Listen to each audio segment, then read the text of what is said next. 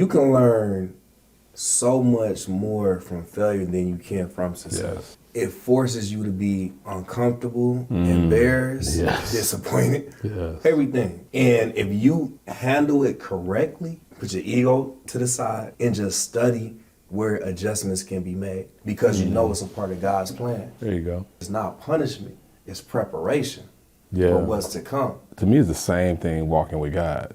The more we walk with him, the more we study his word. That's that preparation. That's that muscle memory that we learn, that God kind of like is telling us in his word, telling us through the Holy Spirit. You know where to go and navigate.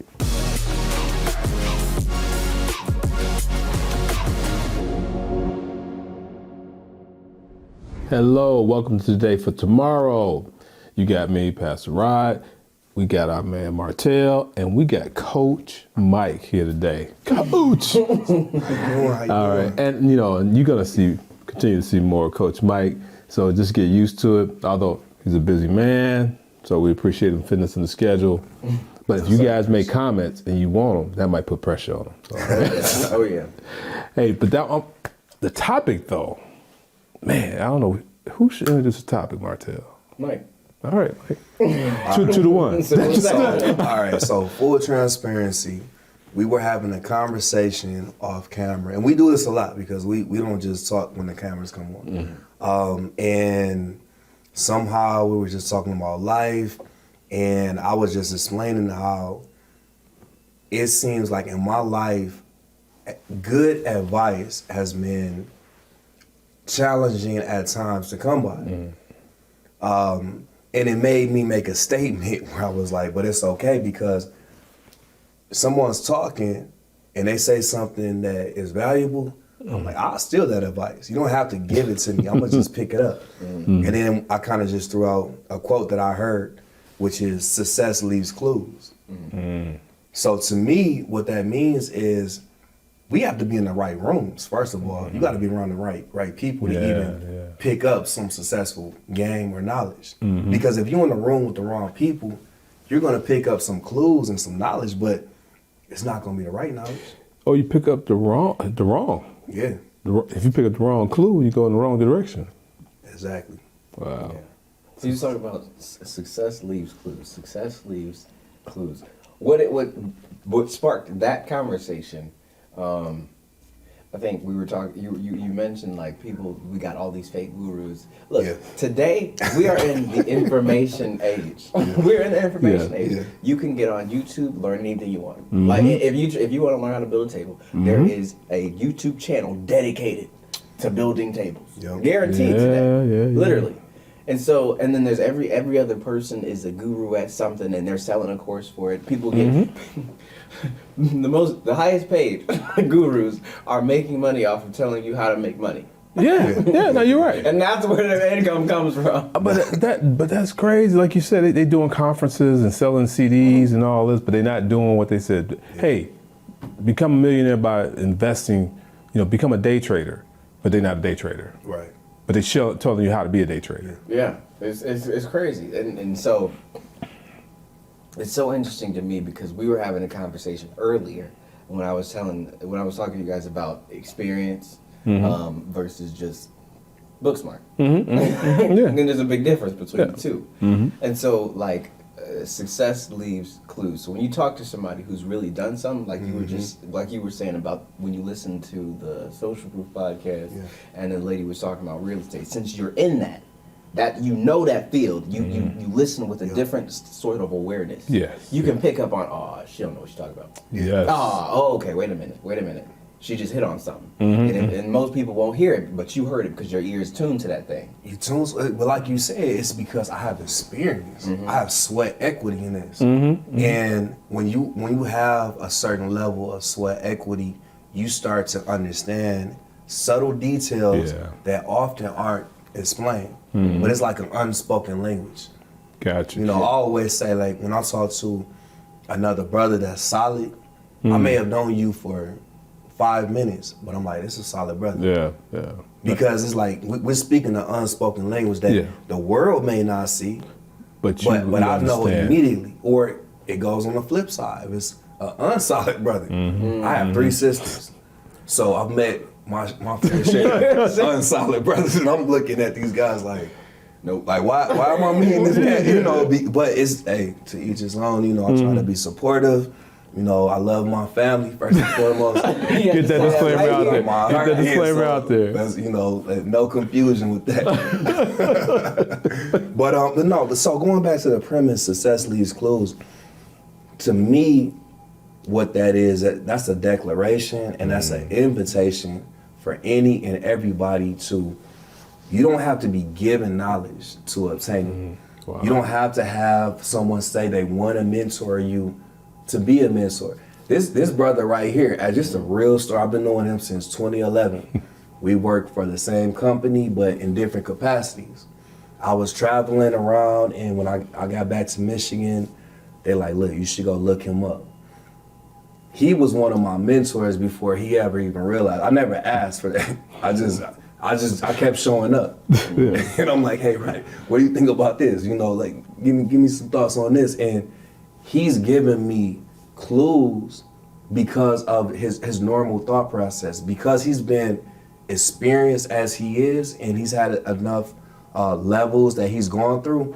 By him explaining and me being willing to listen, I picked up so much without him ever saying like, okay, listen, get out your notepad, take these notes. He didn't have to give it to me like that because I had 2 ears and I was just smart enough to sit back and listen. But you know the key though, Mike, and I appreciate you saying it, but it's to me it's always a two-way street. And I used to tell you this too, that you was ahead of the game.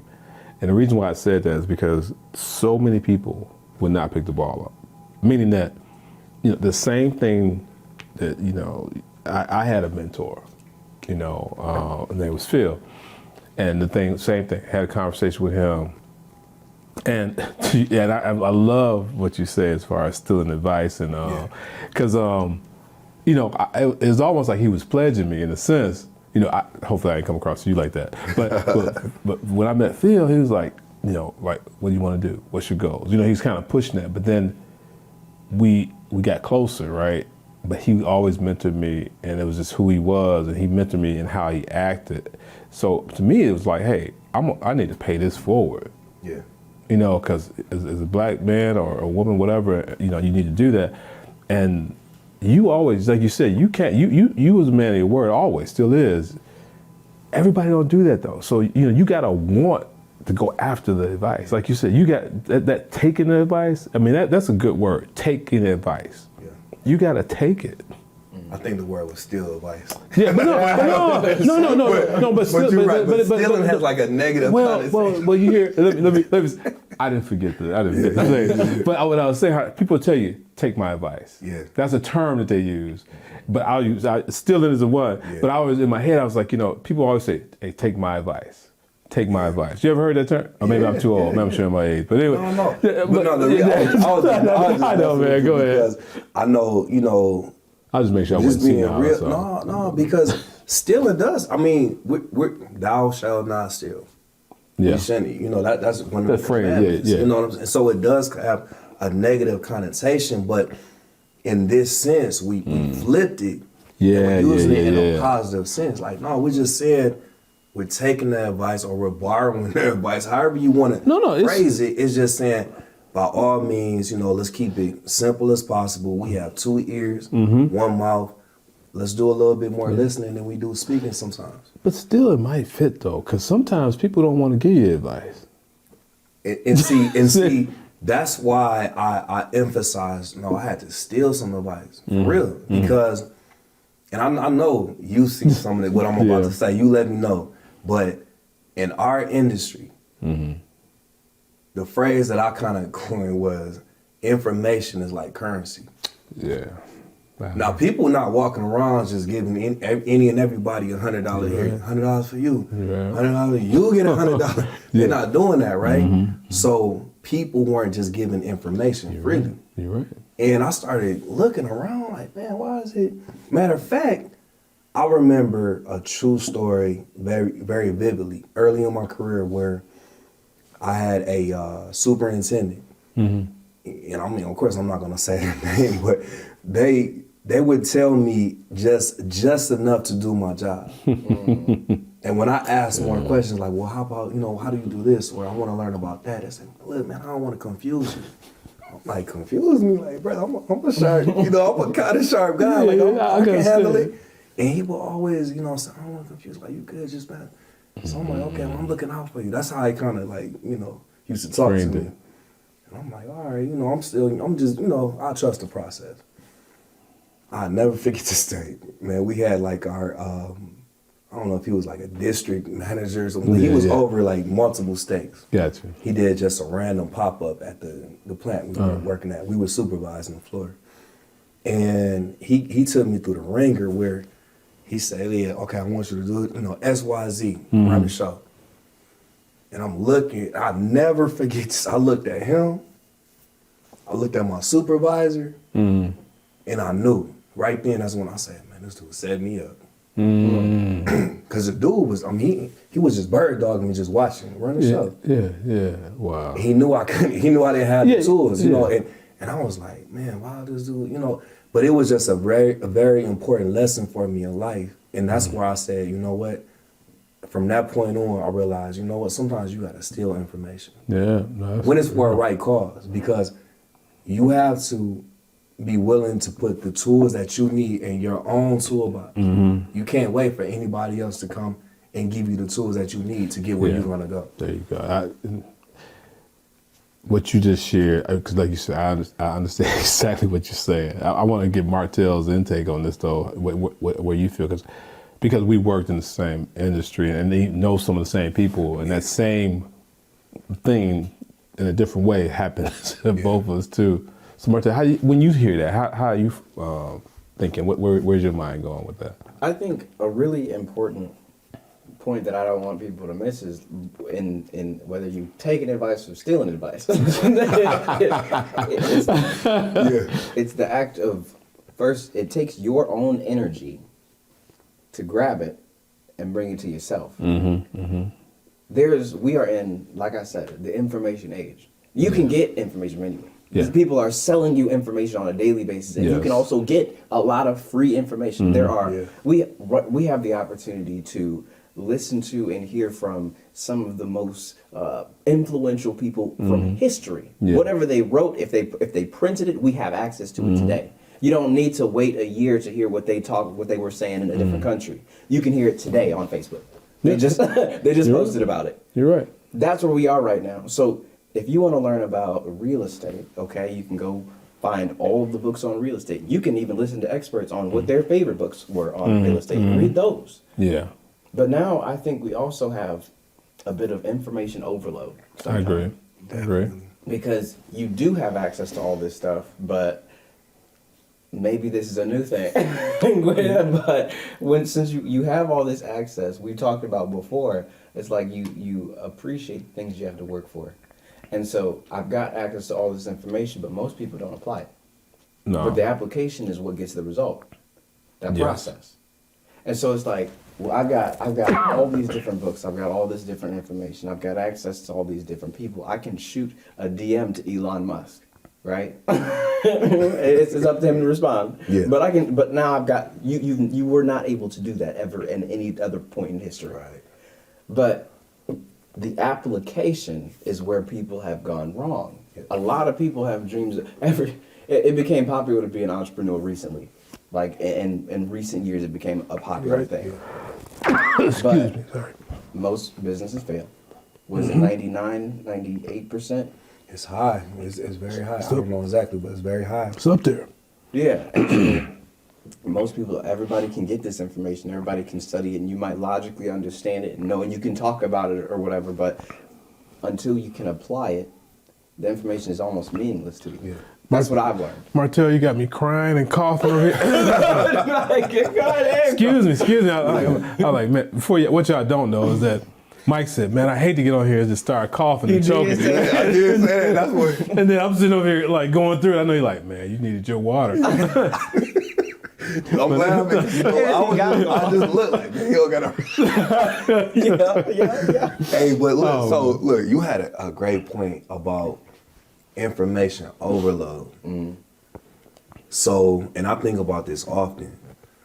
The time that we live in today, we have so many gifts of being able to have so much Yes. information in the touch of our hand, but your Yes. gifts can become your curse Yes. if you don't utilize it properly. You're right.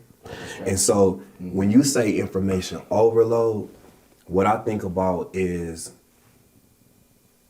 for you to get to something substantial, sometimes you have to sift through so much nonsense, Yes. so many fake gurus. Yes. Yes. You know, as the ladies would say, you got to kiss so many frogs to get to, you know what I'm saying? Like and that's the crazy thing about the time period that we live in, but it just makes me think about life. And I can't do anything but laugh, man. I smile at it because there's always going to be challenges. Yeah. Yep. You know what I'm saying? No, matter you're right. You're how right. convenient things are, it's always going to be something's going to come up that you have to get through. Yeah. It's going to challenge you By whether- design. That's not by happenstance. No, you're right. It is about it. I mean, because God, God's building us into something. Yes. So He wants us to get to a certain place, meaning that we have to go through certain things to get there. They always tell you, there's no testimony without a test. So there's got to be certain tests to prepare. So because if we are not prepared for what He has for us, we can't keep what He give us. Exactly. Definitely. You're not going to appreciate it either. No, you're not. And as we're talking, as I was choking over here, one thing that came to mind too was, stealing advice and okay, why you have to steal advice? And you talked about it a little bit. Talk about information overload. But the other part too is that what we see on the internet, what you see and read, and like you brought this up before too, is like, and we brought it up in another podcast one time as well, how until you actually experience it and do it, you really don't get into what it takes to get it done, right? So you can learn about real estate, read about it, hear all these people talk All about day, it. every day. Go ahead. But until you get in the room, until you actually got a deal that you're dealing with a property, and you trying to navigate your way through all these channels, there's always gonna be something that you're gonna deal with that was not in that training. So the way I like to liken it is there's no way to simulate live bullets. There you go. Once you start spending money and you have a lot of zeros behind that, it ain't the same as, us just sitting in our laptop going through, analyzing. Once you start spending real money, it's an unexplainable feeling. Because when you're talking about, I never forget my first deal.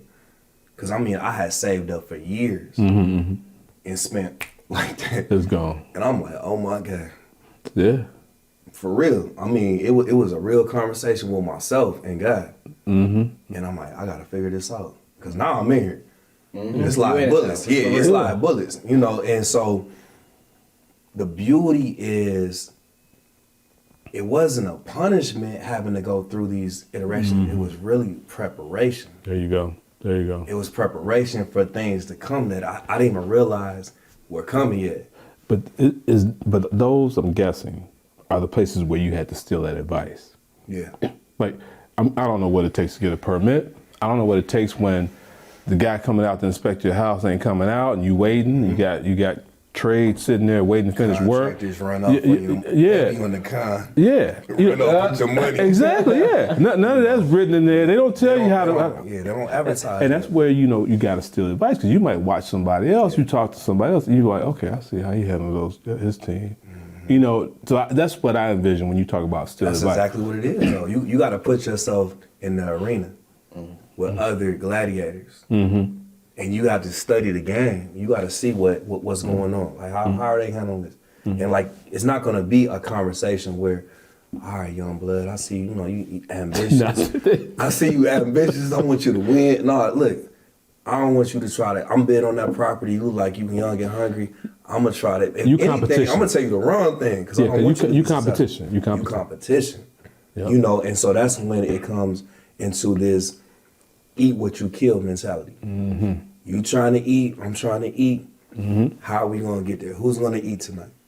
But what I had to do was, even though that's kind of my trial by fire into this real estate game, I made a point to where I'm not doing that with the generation to come. Anybody that shows interest in this field and they happen to come across my platform, I give you all the advice in the world because you know what's for you is always for you. It has nothing to do with what's for me. You're not threatened by it, but that's what I'm not threatened by it. But that's what I know what God has for me. There you go. You said the key word, God. Yeah. And I'm listening. For you, it's for you. I'm listening to you. I want you to get what's coming to you because that's for you. It has nothing to do with my plate. That's a mindset. Matter of fact, I'm gonna celebrate when you get blessed because that means God's in the neighborhood. That's the mindset, you know. And as you was talking, I was even thinking about Martell because he's nodding his head because I know same thing. You probably had to steal advice as well too, and the field you in your business and all that. Because everybody tell you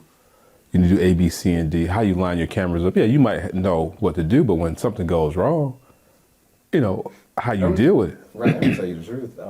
It's a lot. Just full transparency here. I went to school, Michigan State University, Go Green. But what I do, I cannot attribute it to a classroom. Mm-hmm.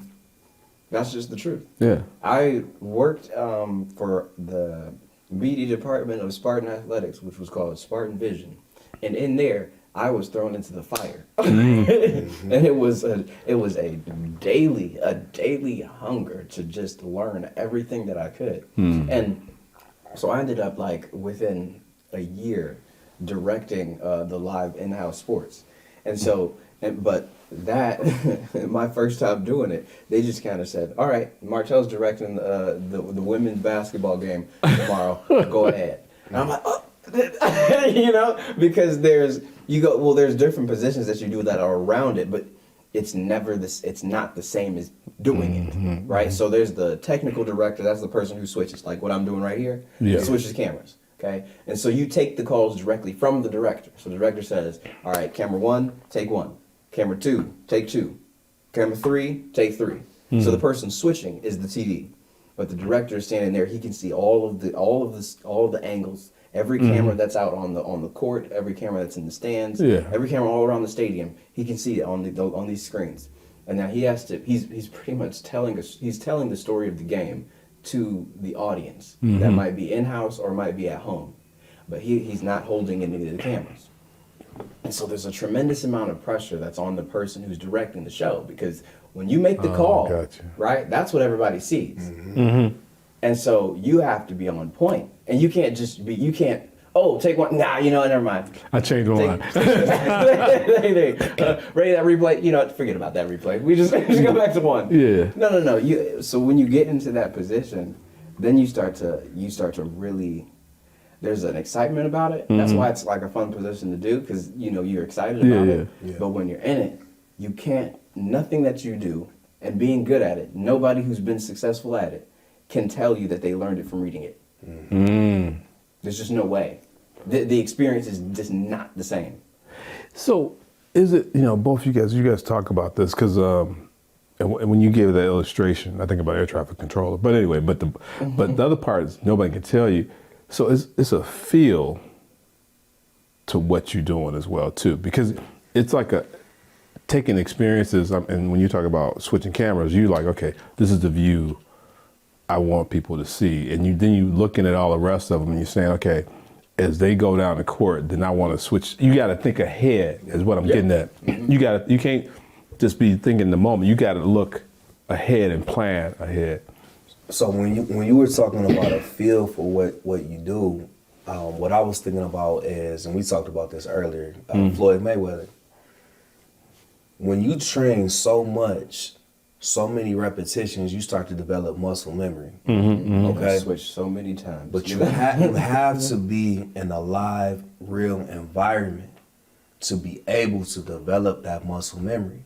And that's to me where the feel comes in, where I can roll with the punches, and because I've done this a million times. Gotcha. Because the process doesn't change dramatically. The main pillars are still the main pillars. So you can see that punch coming.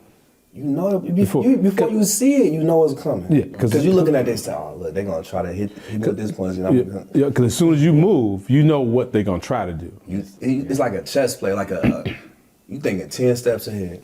You anticipating what you can't see, but you have faith that it's coming because you've done these iterations so many times. Well, I know everybody, it's because today for tomorrow, so people are like, okay, what is God fitness?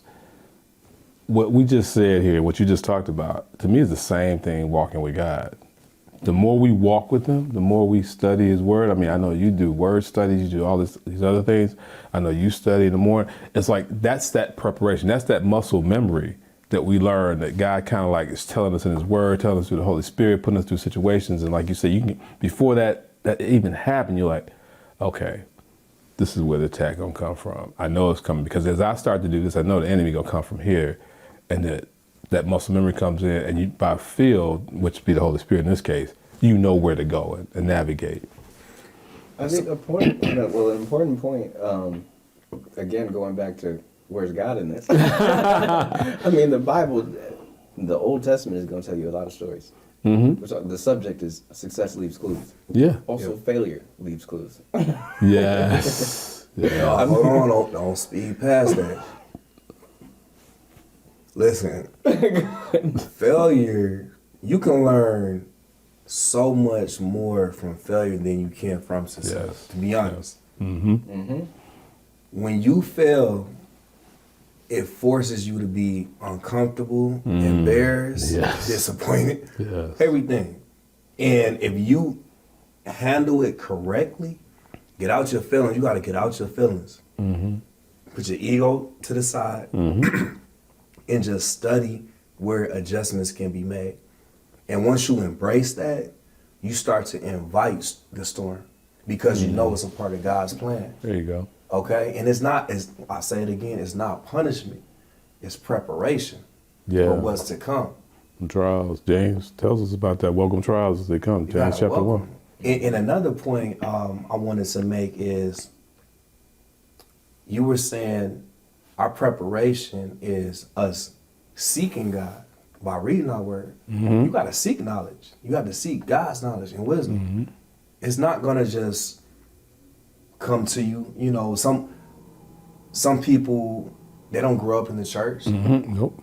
They have to learn how to read the Bible. To be honest, I was one of them. I had to learn how to read the Bible. I'm actively learning how to read the Bible. It's not the easiest thing for me to do. No, it's not. You know, matter of fact, Rodney sent me a study Bible. I'm reading it. I'm like, this is my second. I've read the whole Bible front to back. I had another good friend of mine. It was a men's Bible. Yeah. And I was like, man, I love this Bible. But it was more geared towards, all right, here's the lesson, and then we have certain passages that we would refer back to. Yeah. And I was telling Rodney, like, man, I want to like read the Bible front to back. It's just something that was on my heart. I want the full story from just the source. I'm like, but I don't know how. I told him straight up, like, ego to the side. I don't know how. It's you know, Old Testament gets a little difficult and challenging sometimes. And he's like, look, man, I know exactly what. He's like, I didn't ask him to, you know, do this, but I was very grateful. I'm like, man, and I'm actively going through it now. And that's that journey, as we sit there and talk, and we're going to get back to what you were going a minute ago, because that is what happened with me. I had to get a study Bible before I could understand it. I had a King James, and I didn't have no context. And I mean, I was, it is. And I read through it and all that. I'm like, you know, certain things you got, like, I'll say certain concepts were clear, but having a backstory. So we always talk about paying it forward and doing all that. That's all. I mean, that's as being part of the body, we trying to help build the body up. So I appreciate that. Now, you were talking about learning from success in the Old Testament. You talked about the failure piece of this, which was, I think, is on point too, because you're right, we do learn more from our failures, because you don't want to fail again, and that sticks in your head. But when you was going with the Old Testament about success has its clues, where were you about to go, Martin? So, yeah, well, I was saying, because success leaves clues, but also failure leaves clues, because the thing is, you get the Eve ate from the tree, Adam did too. Then we get the whole rest of the story. But why is that in there? It's in there for us to learn from it. It is. That's what it's about. And so we got, like, when we talk about success leaving clues, I think another thing that people kind of miss out on, when you get to that Deuteronomy, when it talks about the consequences. Most of the things that you read in the Bible, when it talks about what you should do, it first starts off with what you shouldn't do. Says don't do this, and then this is what this is what you should do. The Ten Commandments. Right. This is what you should not do, and this is what you should do, and this is what's gonna come from it. Congratulations, you made it to the end. But going back. That was a tangent. That was for somebody. I don't know. But success, leaving those clues. God outlined the whole thing throughout the Bible. I mean, shoot, we got the book of Proverbs. We got Ecclesiastes. We got both written by a man who was successful at one point, and then went terribly wrong. Solomon, yeah. He outlined it. He outlined the Proverbs. And these are pretty much, in Proverbs, you get the principles to, if you want to make money, if you want to, have a successful relationship, career, whatever. Life. Life. Yes, life. It's written out. He was successful in those areas. But sustainable success, success that keeps going, means you have to continuously apply those principles. So, right. And the other thing too, success, and we use that word, but also I think we need to use the word joy too. And purpose, satisfaction. Because Solomon, using him as an example, had everything. But in Ecclesiastes, he talks about it was nothing. It wasn't satisfying. It wasn't fulfilled. Yeah, because he got off course. He got off the course that God had him on. And I think that's true as we talk. And we're walking this walk together. But isn't it, I always think about billionaires and all these individuals who got, in our mind, every material thing they could have and access to it. But they seem to be, not all of them, but they seem to be lacking joy. Because if it's not a deeper purpose attached to it other than money and financial, money is counted by numbers. Numbers are infinite, meaning there's never going to be enough money to fulfill you. Now, don't get that confused. I believe in financial success. Whatever that means to you, it means different things to different people. And I think we all, just to be clear, and we all believe in that. We all believe in that. So and nothing sinful in that, nothing wrong with it. No, the lust of money is where people have the issue, because if you're just chasing money for, it becomes your God. It becomes your God. Or if you're worshiping money, that's where the evil comes in. But if you're getting it because, you know what, I want more opportunities to spend time with my family, I want to help the homeless, I want to develop programs to educate our urban youth and all the youth on films, real estate, just corporate structure, anything, then that's when it becomes fruitful, because it has some substance to it. So that's when it goes back to that blueprint that you were describing, where we know the rules. We have a blueprint. It's written out. We have to go seek the knowledge. We got to spend time and seek wisdom. Yes. Totally agree. We gotta apply that. Most importantly, we have to apply what we learned. A friend of mine, he passed some years ago, but he taught me a lot. Like, we're talking about, especially, he said he always took the Bible, the acronym for the Bible is Basic Instructions Before Leaving Earth. And I always live with that, like, because that is, we talk about the clues, all the clues to living. Yes, it's right there. But the other part of this too, like we talked about as well, that application piece. Until we get in the fight, in the situation, the Bible doesn't tell us how to handle every situation. Meaning it don't give us the blueprint. Yeah, to 2023, this is what will happen, and then you'll have COVID, and then this is how you deal with it. Yeah, or even somebody come, that's close to you, let's say they knock you in the mouth or whatever, and you're like, man, I thought we were cool. Now the Bible will tell you, turn other cheek. Well, growing up between friends, we would have fights sometimes. That's a whole other story. But anyway, all right, but that's a whole other story. So the point though is like, you like turn other cheek. You like, what you mean turn other cheek? You want to go back and go after that person. It's probably a crude example, but the point though is that the Bible will tell you, okay, you need to forgive. Now you might have a beef through your lifetime with that person for what they did. But that principle of forgiveness, you got to realize that first Christ forgave us. So how can we not forgive somebody else? And then we got to realize the Holy Spirit got to give us the ability to forgive. The point I'm getting at is this, is that the Bible writes it out, but to live it is something different. You know what I'm saying? The daily walk. Yeah. Everything goes back to that process that Yep. we're going to keep harping on is it's the daily scoreboard. So one thing that I recall from my athletic days with coaches is, and it's really stood out to me, every day he said you got to check your daily scoreboard. He said you got to see if you got better. You got better, put a GB by today. Okay. He said, because guess what? If you didn't get better, what did you do? Went You backwards. got worse. Yeah. Because you're never gonna stay the same. It's like a river that's flowing. You're never gonna step in the same spot of the river because it's always flowing. Yeah. Yeah. And that's kind of how we have to look at life. We're not promised tomorrow. No. You know, this is today for tomorrow. It's the hope and the prayer for tomorrow.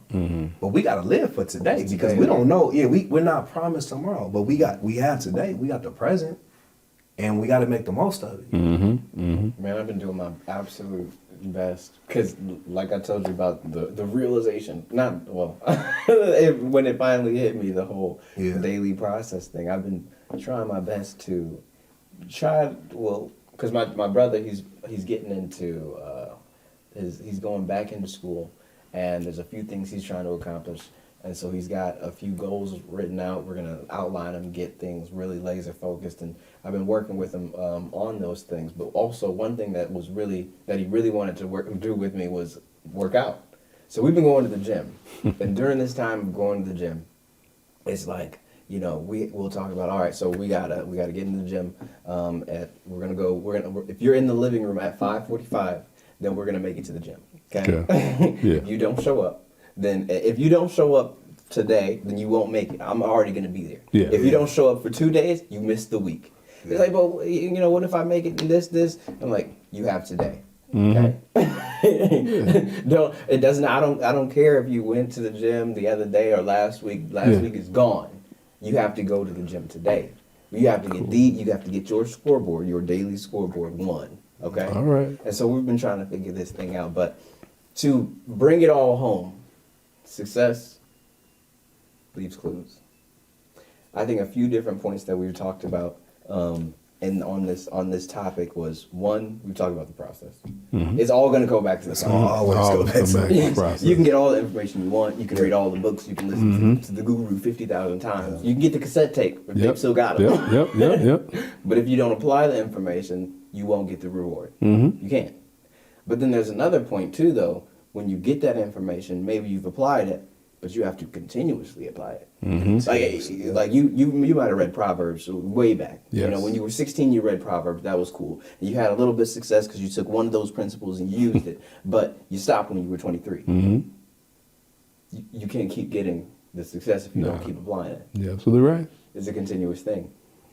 And so the information overload, I think you kind of shortcut that or you eliminate that when you just start to focus. Yep. We weren't built to do everything. No.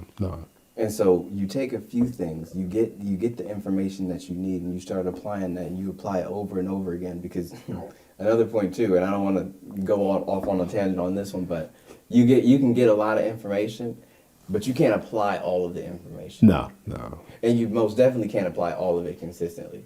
And you also can't build anything of that much significance without continuously doing a few things really well. Yeah. So I think you summarized it well. I mean, it's this success leaves clues, which is I never really would have framed it that way. I mean, to you talked about, and then even stealing advice or taking advice, whatever word you want to use. Whatever you want to use, up to you. I mean, it's and these are like I call it life lessons. Life lessons, man. They are. It's ongoing. Yeah, you never get to a point where you just have arrived. and you don't Yeah. have to work to apply this information. Yeah. That's to me. That's the beauty of it, though. It's a daily thing Mm-hmm. because if you don't have that type of mindset, then you start thinking about your past accomplishments. And you Yes. become the guy talking about high school Wearing your high championships school and all football Yeah. shirts Yeah. or something. Yeah. Shit back Yeah. then. And it's like, no, we got to be 75. actively in this role. We have to submit to our Lord, submit to the blueprint we've been given. Mm-hmm. And guess what? You're not going to be perfect. Nah. That's a part of the journey also. Nobody's perfect. I know for sure I'm not perfect. No, So, nobody is. I mean, nobody's perfect. That we're all human.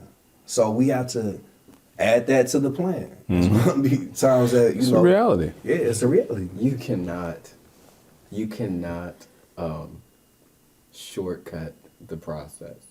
No. That's what You can what I try. realized. You can try, but it don't work. So that's why I was about to say. The funny thing about it is when you do try, you end up causing yourself a longer path because you can't outrun your lessons. Yep. They're going to always find you That's because true. they're That's meant why for I'm you. here now. I can finally figure it out. All right, Martel. I think you're about to close this out here. Yes. So, again, this is the Today for Tomorrow podcast, fellas. It's always a pleasure. Hey, Definitely, yes, likewise. definitely. And so I hope that if you haven't already, you subscribe. If you think this could be valuable to someone else, please share it. And we hope to see you. Well, we got one thing before we go. Oh, all right.